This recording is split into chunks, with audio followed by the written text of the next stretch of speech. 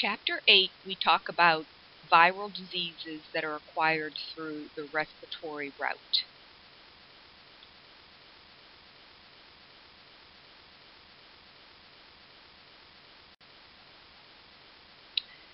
The first disease that we're going to talk about is the common cold. And the common cold is not to be mixed up with influenza. We'll talk about influenza a little bit further on. The common cold is the most common of all communicable diseases. It's responsible for more lost days of work than any other communicable disease.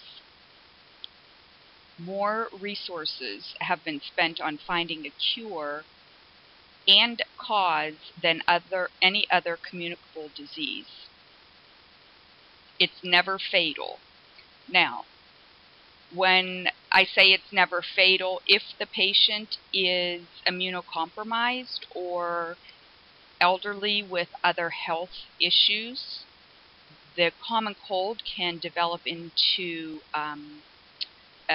you can develop a secondary bacterial infection where it can cause the individual to become more sick, and rarely but possibly the individual can die from complications, not of the cold but of other sources within the individual's body based on their overall health.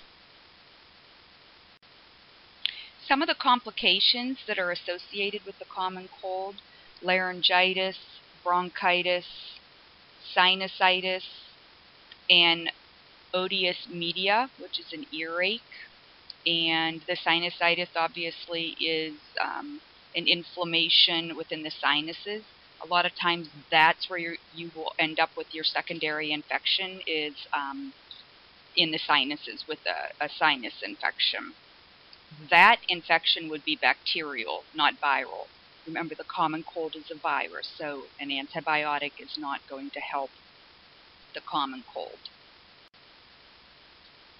The common cold has over 100 different types of rhinoviruses that will cause the cold. Nearly 100 other cold-causing viruses have been identified. So basically what this is saying is it's not just one particular virus that causes a cold. There are hundreds of particular viruses that will cause us to have a common cold. And the incubation period from when you come in contact with the virus is about 48 hours, and the symptoms are very quick. They don't really linger on much more than 2 to 7 days. Colds are more common in children. They decrease with age. You don't see, adults like my age or your age having just a common cold. And as I talked about previously, complications usually come with older geriatric patients who have other medical conditions that their immune system might not be as strong. If they have, say they have heart conditions and they get a cold, that could cause some issue with them with coughing and in their heart. Same thing if they're asthmatic or COPD and they end up with laryngitis, or it settles in their lungs, then they can end up with more issues.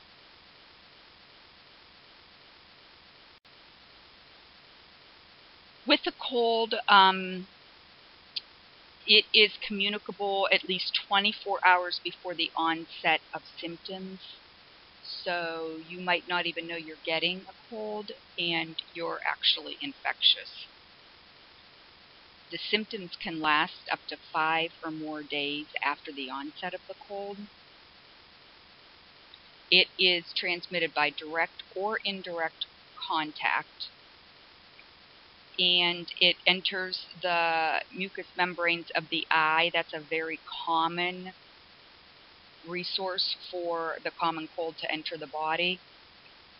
Close personal contact, touching objects, and respiratory droplets. So respiratory droplets, we know that if you sneeze and the respiratory droplets enter, the aerosol enters the air, the next person walks into that and inhales, they're going to take in those respiratory droplets and they can end up with a cold. Touching objects and close personal contact, basically what they're saying is if you sneeze, or even if you don't sneeze directly, say on the desk that you're working, but you've sneezed and the respiratory droplets have settled on the desk, then you touch the desk and then you rub your eye, that's how the respiratory droplet's going to enter your body or the mucous membranes, and you're going to come down with the cold. Same thing, I'm super neurotic about using other people's pens and pencils, because if they've been rubbing their nose or they've sneezed in their hand and touched the pencil, then you touch the pencil, rub your eye, rub your nose, that virus can enter your body that way. Now, remember, a virus needs a host to live, whereas a bacteria does not. So a bacteria can live, depending on the particular bacteria, can live a very long time on a solid surface, whereas a virus cannot live a long time on a solid surface. So back in the day when HIV was really, coming out and about, and everyone was doing all these studies on how long HIV, because it is a virus, how long it can live on a solid surface, especially with me being in dentistry and in dental hygiene, that was always an issue as far as infection control. If you treat a patient with HIV, how long is, if I've touched something that had HIV blood on it, how long could that blood live on a solid surface? And really, I think it came down to around 2 hours. Don't quote me on it, because I'm probably wrong, or it may have changed, but if you think about that versus, say, a bacterial infection such as pink eye, touching your eye and touching the desk, that pink eye can live there for hours and hours, possibly even days. So remember, a virus is always going to need a host. So you would be the host where that common cold or the influenza would live. Okay? It could live much longer, obviously, in you than it's going to live on a solid surface.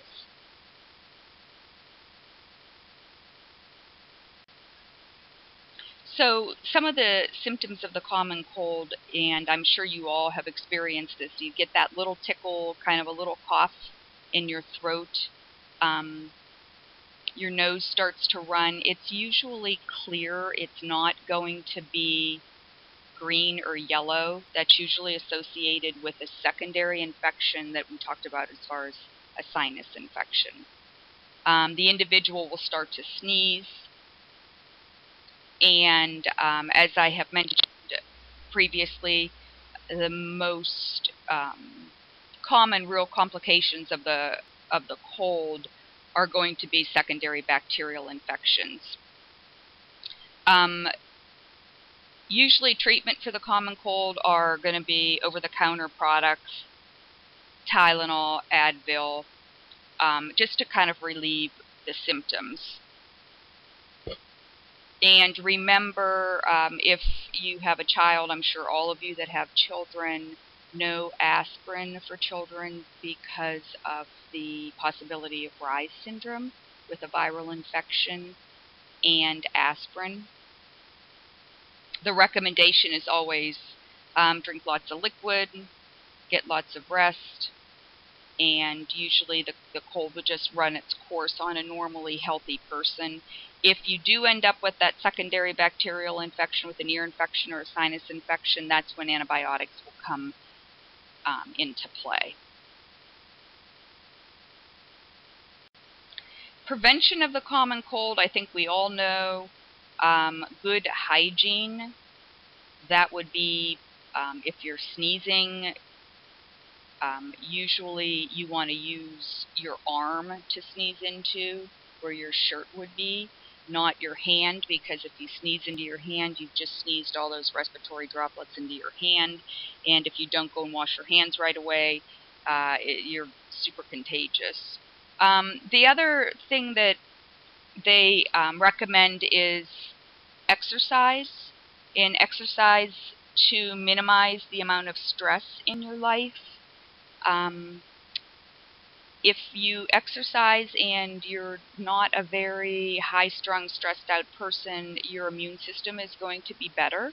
So you're going to be able to prevent um, acquiring the cold from somebody that you're around or a surface that you've touched. And they do have not a preventative vaccine, but they do have some antiviral medications that if you get really sick with it, you can get a vaccination. But for the most part, you don't see a doctor giving a vaccination for a common cold.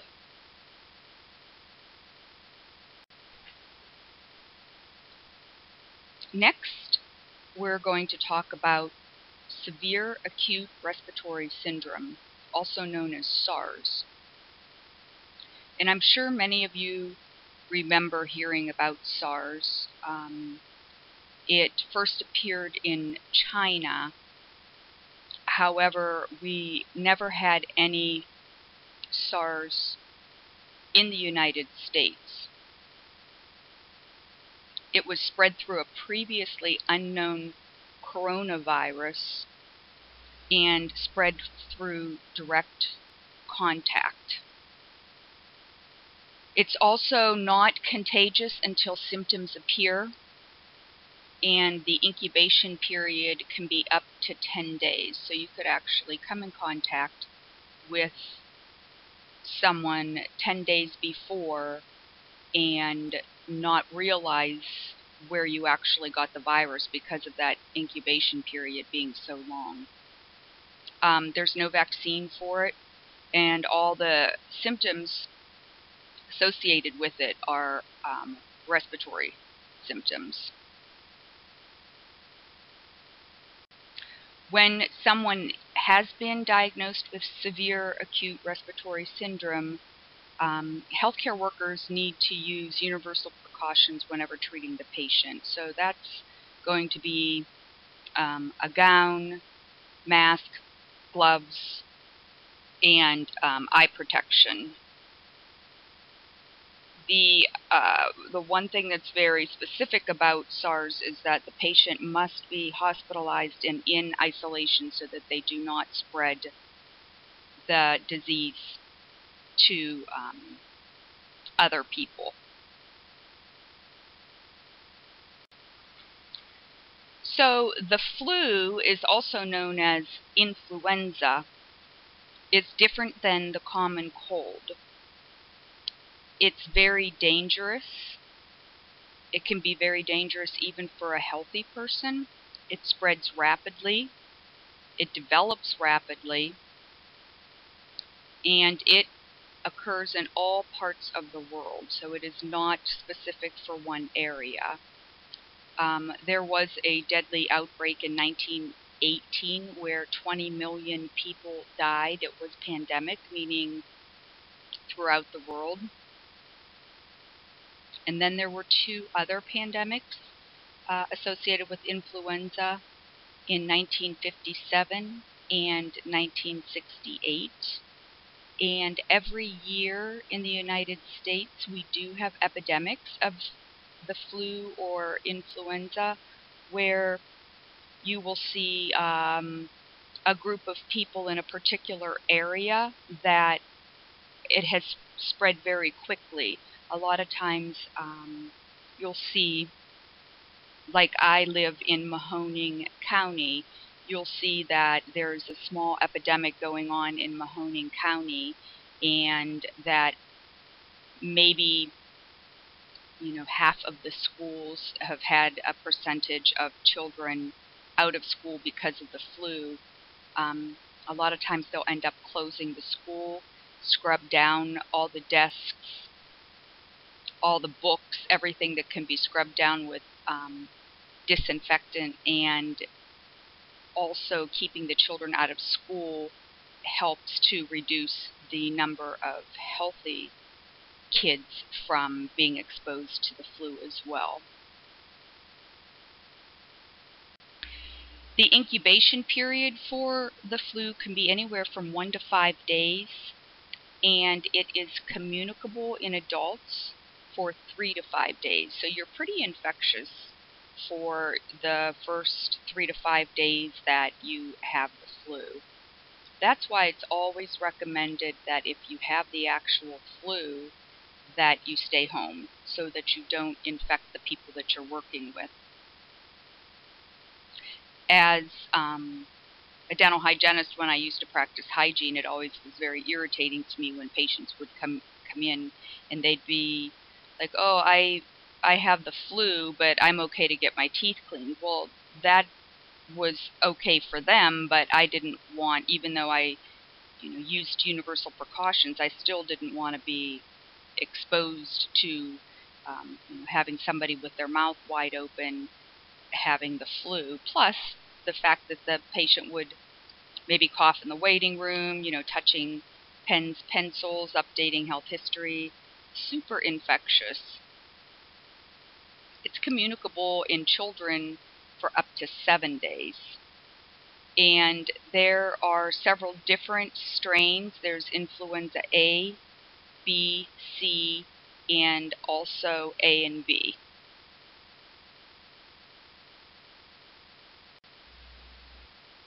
The avian flu is also known as bird flu or avian influenza. H5N1 was first detected in chickens in Hong Kong in 1997, which is why they called it the avian or bird flu. Although only 17 people were affected between the ages of 2 and 60, 6 of those 17 people died. So you can see it's a very severe flu. There are no antibodies, so if you get it once, you can always get it a second time. With the regular flu, the influenza that we just talked about, usually if you get the flu like this year, you're probably not going to get the flu again because you've probably been immune to that particular strain of the flu that's going around. And I want to elaborate just a little bit on the flu vaccine. It is recommended for healthcare workers, people with medical problems, children, and also for older geriatric patients. And how they make that flu or manufacture that flu vaccine is based on they kind of, it's kind of a crapshoot basically. They look at what what strains were active the year before, and they come up with several different strains that they think may be active this coming year, and that's how they make the vaccine. So it's not just one influenza that they're giving you the vaccine for, it's several of them that they think will be a possibility of having an outbreak of them in this particular year. The avian flu reemerged again in 2004 in 8 different Asian countries. It infected 44 people and 32 of them died. So once again, you can see very serious flu. At that time, they were really limiting people from coming from those particular countries into the United States for fear that they would be bringing or be carrying the avian flu. It's spread through direct contact of person to person, not from the chicken itself. It's from, if one person has it, they're going to get it from the other person, not get it from handling chickens or birds. And back when this all went on in 2004, they destroyed, I can just remember, millions and millions of chickens because they thought the chickens were carrying it as well, and that if the person ate the chicken that they would get the avian flu, but that wasn't the case. The chickens were carrying it, but it had nothing to do with eating the chicken or the chicken meat. When my son was he went to the military academy at West Point, they had him sign a release that he had not been out of the country, because if he had been out of the country, they would not, even though he had been accepted to West Point, they weren't going to allow him to begin because they didn't want, obviously, our future uh, officers in America all coming down with the avian flu and the possibility of such a high death rate. So the United States got um, pretty strict about their standards of traveling outside the United States when this was going on. And once again, transmission is from person to person, being in a closed-in small area with a contaminated person. I'm going to put you at a higher risk. Respiratory droplets, and that's how we're going to see indirect contact is going to come from respiratory droplets. And also, the flu can live in dried mucosa for days. So someone blowing their nose and throwing that tissue away, that tissue lying in the garbage can, that's a possibility that the individual can come down with the influenza as well. So with influenza, as we said early on, it can develop very rapidly. So you have a sudden onset of chills and you feel really pretty sick. Temperature anywhere from 102 to 104, which is pretty high for an adult. Usually always have muscle aches, headache, malaise. You do not have a productive cough, so you're not coughing up fluid or mucus. It's always a non-productive dry cough, and it can last from 3 to 5 days. And once again, we already talked about the vaccine for it. The next virus is infectious mononucleosis, and that virus, the etiology for it is the Epstein-Barr virus, which is a member of the herpes group. You see mononucleosis primarily in young adults and children. As an adult, it would be considered the Epstein-Barr virus. If you've had mononucleosis as a child, you will test positive for the Epstein-Barr virus. Only a lab test can actually determine if the patient has the disease. The symptoms are very nonspecific and can be associated with many other diseases, so they actually will do a test.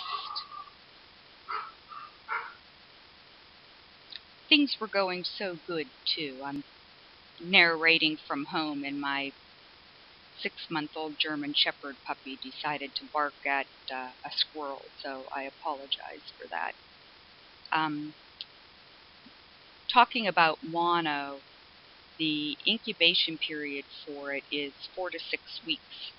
So you can actually come in contact with it and it not really start to show any signs or symptoms for up to 6 weeks. You may be communicable for up to a year after the infection. Once you have mono, you pretty much will never get mono again. So if someone says, oh, their child has had mono 2 times or 3 times, that's not true, because pretty much once you get it, you will not get it again.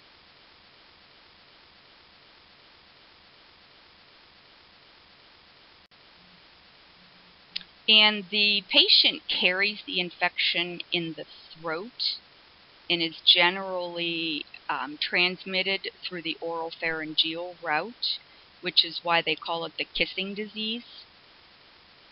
However, close contact with somebody that is infectious is going to make it more susceptible for the individual to get the disease.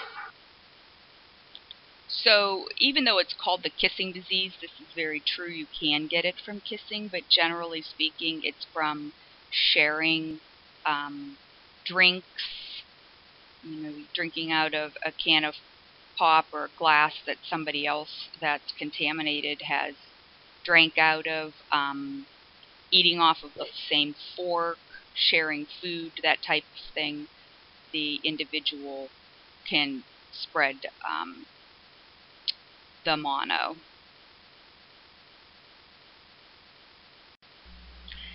Now, the patient that ends up with mono usually gets really quite sick.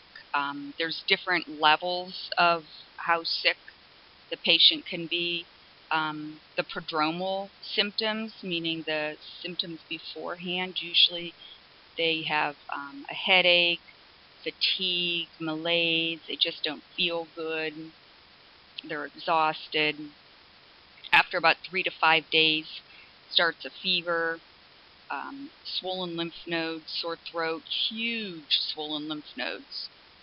They can also end up with an enlarged spleen, liver, tonsillitis, and pharyngitis. They can also end up jaundice.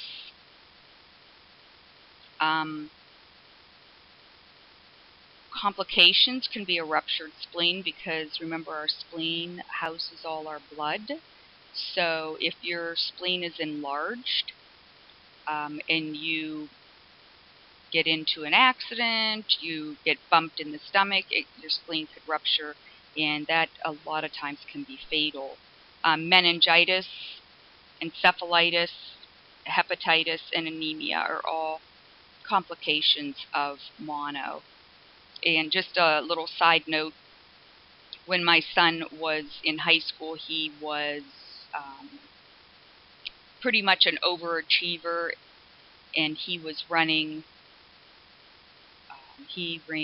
Played soccer, ran cross country in the fall, and then he ran track in the spring. And throughout the school year, senior year, remember he was getting ready to go to West Point, and he was just getting more and more tired, trying to keep his grades where they needed to be. And one day he was at a track meet and he collapsed, and he said he was just having really bad cramps. And then he started with enlarged lymph nodes. I took him to the doctor. They did do a mono test, and the mono test came back negative. He still was getting worse and worse, and he had the absolute worst sore throat imaginable.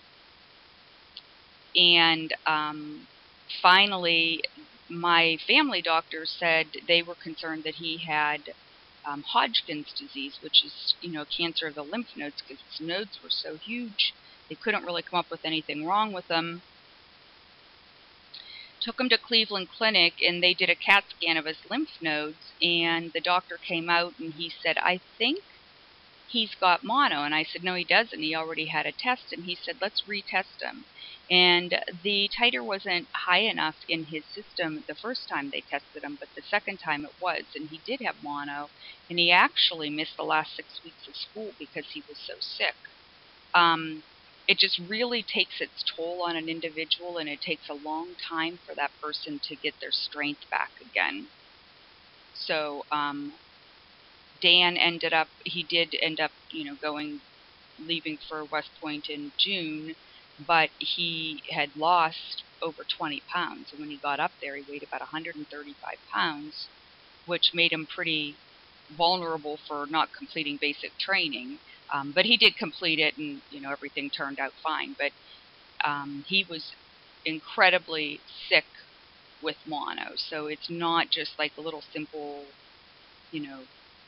sore throat, fever type of thing. It's overall your entire body.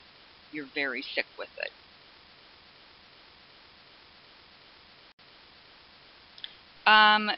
There's really no treatment for it because, once again, it's a virus, and the treatment is basically treating the symptoms. Antibiotics can be prescribed for secondary infection, which my son was on antibiotics because of he had terrible tonsillitis.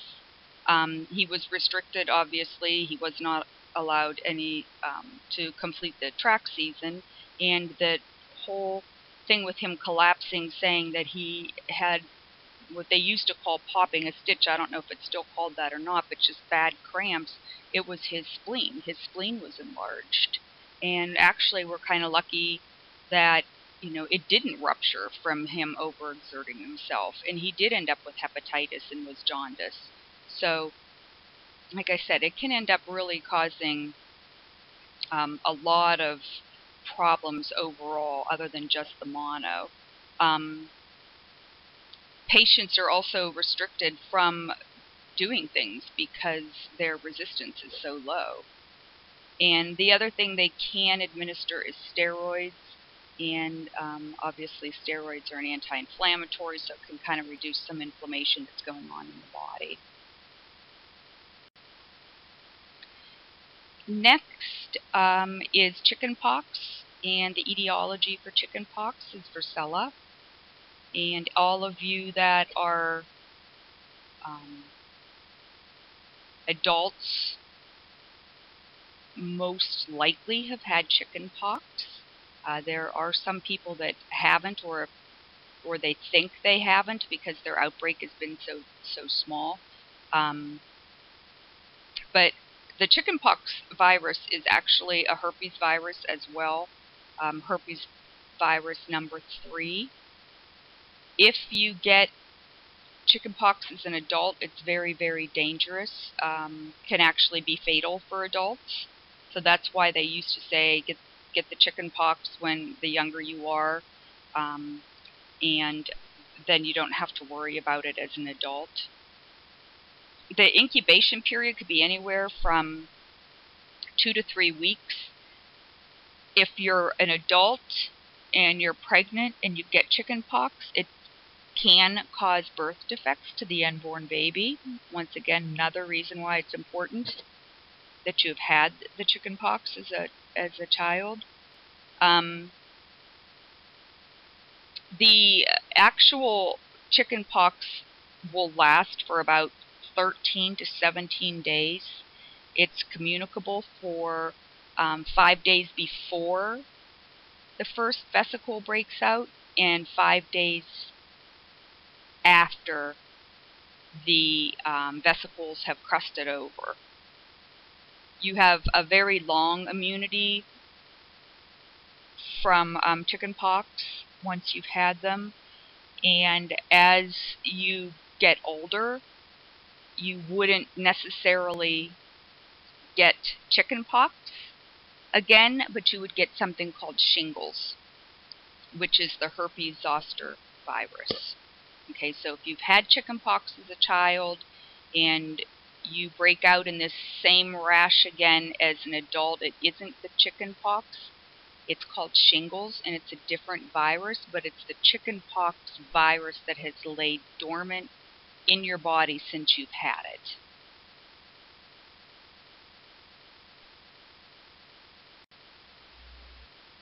The chickenpox transmission, it can last anywhere from 10 days to 5 weeks. Remember, once again, we're basing a lot of that on the vesicles. So vesicles can continue to break out for a week, 2 weeks, even 3 weeks. Older ones scab over and new ones start. So that's why you're going to be contagious. You can be contagious for up to 5 weeks based on the fluid that is that you still have active lesions on your body. That fluid from chickenpox blisters is highly contagious, and so is respiratory secretions. Very contagious for spreading chickenpox.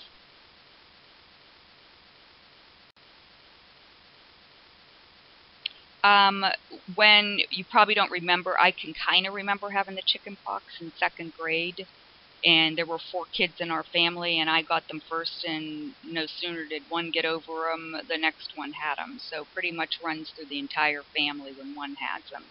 Remember, highly contagious. You're pretty darn sick with it. Fever, malaise, anorexia, no interest at all in eating. Within 24 hours of those initial symptoms, the rash will start, usually on the individual's trunk, and that's usually because it's a warm spot. They can get them on their scalp. After the rash, small little red bumps will develop, and those little red bumps turn into the vesicles with clear fluid filled um, fluid inside the blister. The chickenpox are extremely itchy. Um, you can get them anywhere on your entire body, including your mouth, your eyes, your genitalia. Scratching can cause scarring. I don't know if you remember that. My mom always was, don't scratch because you're going to get scars. And a lot of people do have chickenpox scars. They're literally a pox in the skin. Um, it can cause scarring. It can cause impetigo, which is a staph infection. It can cause the vesicle to turn into a boil and get an infection. Some of the vesicles can be very big, or you can have, like when my son had chickenpox, he had thousands of tiny little blisters all over his body. They weren't big ones. They were very tiny, almost like the size of a pinprick, but they all had little blisters on them.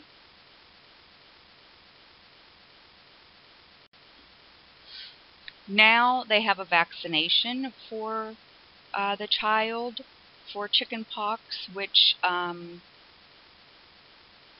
there's been a lot of mixed studies on the actual vaccination because they do have cases now where a child has been vaccinated and they do get chickenpox anyhow, so the titer probably isn't quite high enough in a lot of kids. Um, Children who have never had chickenpox should get 2 doses of the chickenpox vaccine. First dose at 12 to 15 months, and the second dose at 4 to 6 years of age. Um, People 13 years of age or older who have never had chickenpox or received the vaccine should get 2 doses at least 28 days apart. And a combination vaccine called the MMRV, which contains both the chickenpox and the MMR vaccine, may be given instead of 2 individual vaccines to people 12 years or younger.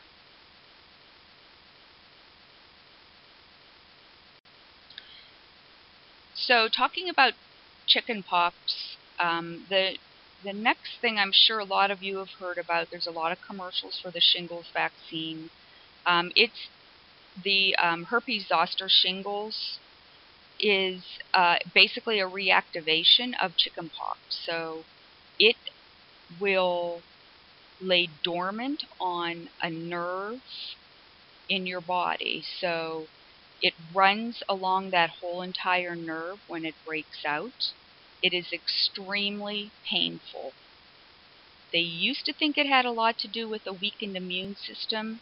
They're seeing more cases in younger people now than they did in the past. It used to be older people that had a weakened immune. Now you're seeing younger people. I actually had shingles about 5 years ago, and I was in a very stressful well, it's probably been longer than 5 years now, but it was a very stressful position that I was at working with Head Start, and I had a manager that was just a very cruel, difficult person to work with, and I ended up with shingles. And I'm going to tell you, I don't think I was ever so sick in my entire life.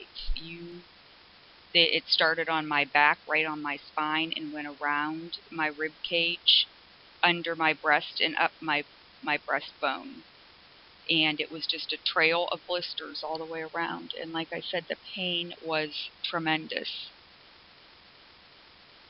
A non-immune person can catch a form of the fluid of shingles vesicle. However, they get chickenpox, not shingles. So, if I had shingles, this is what this means. If I had shingles and I had those blisters and you never had chickenpox and you came in contact with me with shingles in the fluid from it, you could get chickenpox from me, but it's not shingles because you've never had chickenpox. So see, the shingles, you have to have had chickenpox first. So you're not going to get shingles from me. So if you've had chickenpox already and you come in contact with me with shingles, you're not going to get the shingles from me. But if you have not had chickenpox, you could get chickenpox from me, if that makes any sense at all. So basically what I'm saying is shingles really isn't contagious unless you haven't had chickenpox.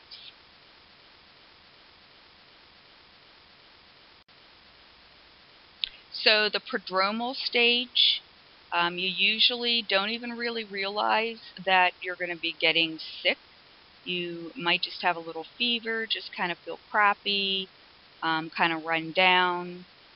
Within 2 to 4 days, you start with severe pain, itching, numbness, hyperesthesia. Remember, it runs around the nerve pathway, so individuals will get it on their trunk, their arms, their legs. Mine, like I said, started on my back, went all the way around to my front, so it was on my trunk. The rash usually appears about 5 days after the pain, so a lot of times you'll have pain and you don't even know what the pain is, but then about 5 days later you'll start breaking out. And that's what happened with me. I had this pain in my back and I thought it was more muscular from sitting over a desk and just my back aching. Here it was the shingles virus that I didn't realize I was going to break out in. A lot of times you can have the shingles virus, but it doesn't actually come through the skin. Patients will complain of terrible, terrible pain, itching, numbness, and they have all the symptoms of shingles, but they don't actually have the blister, but it still is shingles. It just has internalized and not externalized. So keep that in mind as well. It's associated once again with small raised spots and they turn into blisters. Within 3 days, the blisters will turn yellow. They flatten and scab over, leaving pitted scars. And I did end up with scars from shingles. The scars are nasty. It has nothing to do with whether or not you scratch them or not. You're going to end up with scarring. About the only thing that helps is analgesics, stuff for pain. They did put me on antiviral medication. They also put me on Neurontin, which was for the nerve endings basically being so raw and so painful. Another place I forgot to mention that you could get them is in your eye. You can get them around your eye, in your eye. The trigeminal nerve, which runs right, trigeminal nerve is a cranial nerve number 5 that runs right up through the optic area. That's where shingles also can lay dormant. Very painful.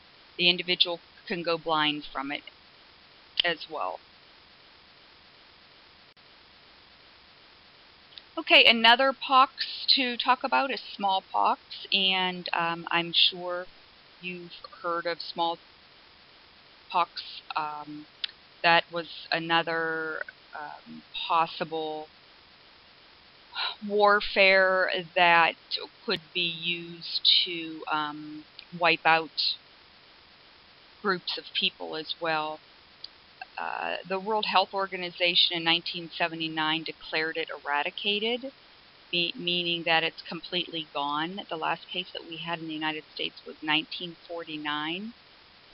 It's highly infectious viral disease, spread once again through respiratory droplets and contact from the fluid. They're pus-filled blisters. They rupture and they once again leave deep pitted scars. Is basically what it does, is it just destroys and kills all that tissue. There is no treatment for smallpox, and up to 40% of people that contract it die. It's very fatal. It's, you have almost like a 50-50 chance if you would end up getting it. Only 2 places in the world still have smallpox, and that's the CDC in Atlanta and also a research institute in Moscow. And they claim that they keep it so in case there would be another breakout and they would need to make a vaccine, they would need that vaccine at to be able to make, they would need the actual smallpox to make a vaccine. So given that little bit of information that it's pretty much eradicated and there's only 2 places in the United States that have smallpox in a little vial somewhere, do you think that they should even be allowed to keep that smallpox? Because if we've eradicated it and these are the only 2 places in the world that have them, don't you think if we destroy those, then we don't have any chance of coming down with smallpox or having an outbreak?